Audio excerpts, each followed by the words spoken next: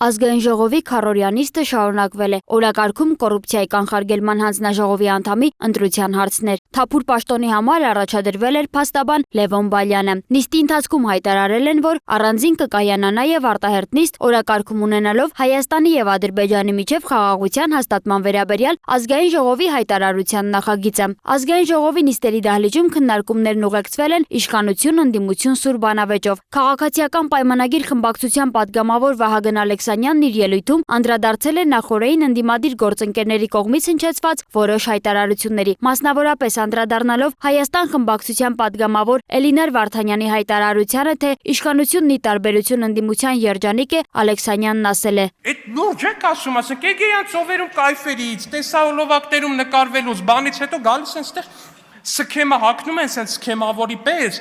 ասում ոնց եք հանդգնում մեզ ասել, որ մենք վշտի ու ցավի չգիտեմ ինչ, որտեղ կեղծ եք ժողովուրդ ջան, ձեր ամեն ինչը կեղծ է, դուք զոհերի թիվը ուռճացնում եք, դուք ձեր դեմքին այդ էգեյան կայֆերից հետո գալիս եք ստեղ չգիտեմ ինչ սքեմավորի դիմակ եք քաշում սքավորի, իբր դուք շատ տանջվում եք, դուք շատ կեղեքված եք, դուք մտահոգ եք, դուք հեսա կարողա չգիտեմ այդ վշտից ինչ չլնեք, բայց իրականությունը այդ չի ձեր,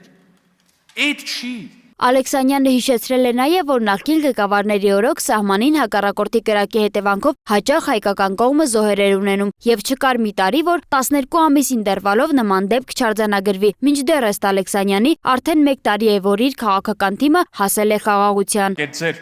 Լևոնով ու իր հոգեզավակ Ռոբերտով, Սերժով, բանով այդ երամիասնությամբ, այդ երագլուխ հրեշով մի հատ տենց կառավարման տարիների մի հատ բան ցույց տվեք, 12 ամիս ցույց տվեք, որ մարտական պայմաններում զոհ չի եղել։ Ցույց տվեք 12 ամիս այդ 3-ի կառավարման տարիներին միավոր վերցրած 12 ամիս, որ մարտական պայմաններում զոհ չի եղել, ցույց տվեք։ Չեք կարա ցույց տակ։ Չեք կարա ցույց տակ, որտեվ չի եղել տես 12 ամիս։ Մենք հիմա դա ցույց ենք տալի։ Ու դրանով է նաև պայմանավորված, որ Էլինար Վարդանյանը ստեղից ասում է կներեք, որ ձեր նման երջանիկ չենք։ Գիտեմ, որ երջանիկ չեք։ Գիտեմ, որ այս սրա բերումով իրապես երջանիկ չեք, որ սահմանի զոհ չկա։ Նրան միացել է նաև խմբակցության ղեկավար Հայկ Կոնջորյանը, որն էլ իր ելույթում արձագանքել է ընդդիմադիր падգամավորների, հատկապես Արծվիկ Մինասյանի հնչեցրած տեսակետներին։ Կոնջորյանն ընդդիմությանը մեղադրել է խաղաղության օրակարգը տորպեդահարելու համար, ընդգծելով, որ նրանց մոտեցումներն ուղղված են ցանկացած դրական նախաձեռնության վարկաբեկմանը։ Երբ որ մենք ձեզ գալիս եւ ասում ենք, որ դուք դրական օրակարգերի թշնամին եք, եւ ասում ենք, որ դուք Հայաստանում ցանկացած դրական օրակարգ բան եք անում, փորձում եք նսեմացնել, ասում եք չէ, նեղանում եք եւ այլն, բայց իրականում տենց է ժողովուրդ։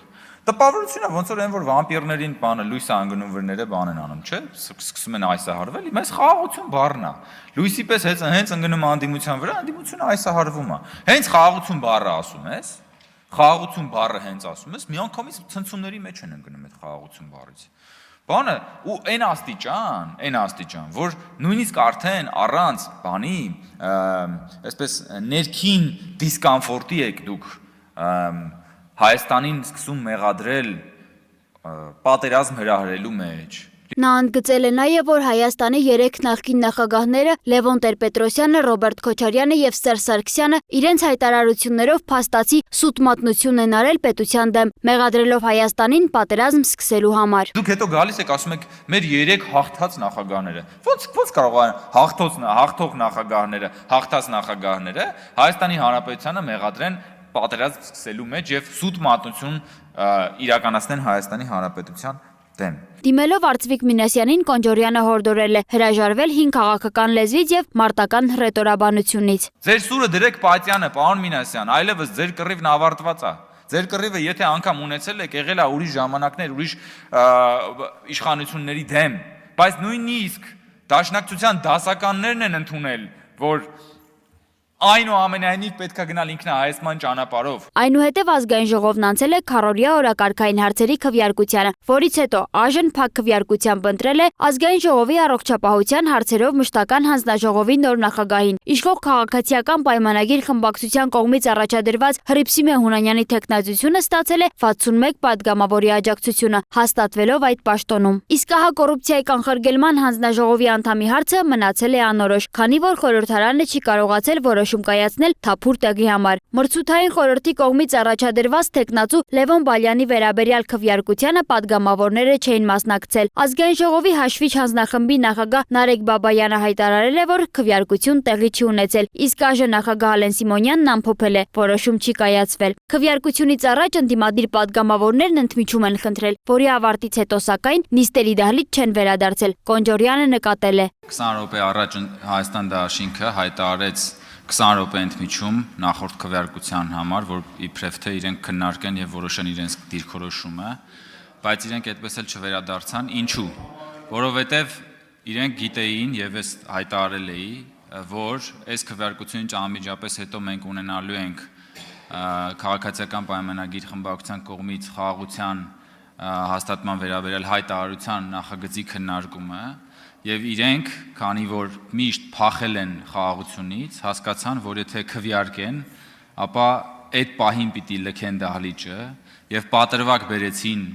քվեարկության համար վարման կարգ վերցնելու, որպեսզի փախնեն եւ այս պահին այստեղ չգտնվեն հայտարարության վերաբերյալ հարցի քննարկման ժամանակ եւ արձանագրում ենք, որ ընդդիմությունը, երբ խոսքը վերաբերվում է խաղաղությանը, փախնում է, մեռած է ձևանում, ամեն ինչ անում է, որ որևէ կերպ խաղաղության հետ չառնչվի։ Սոնա Գիշյան, Free News, Ազատ լուրեր։